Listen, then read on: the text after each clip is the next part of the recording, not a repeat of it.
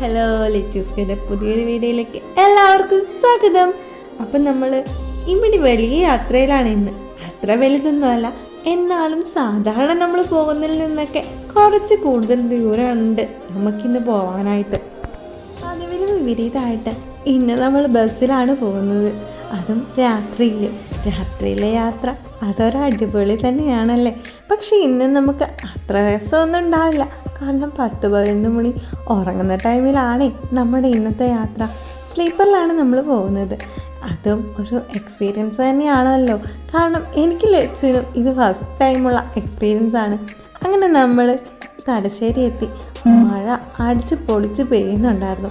നമ്മൾ തലശ്ശേരി എത്തിയപ്പം കുറച്ച് കുറവുണ്ടായിരുന്നു.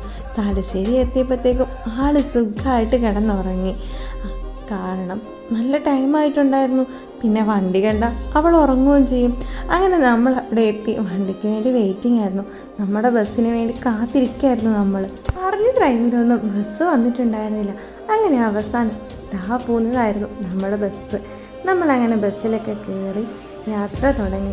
ഫുൾ ഇരുട്ടായിരുന്നു, എല്ലാവരും ഉറങ്ങുന്ന സമയമായിട്ടുണ്ടായിരുന്നു. അങ്ങനെ നമ്മൾ കിടന്നുറങ്ങി.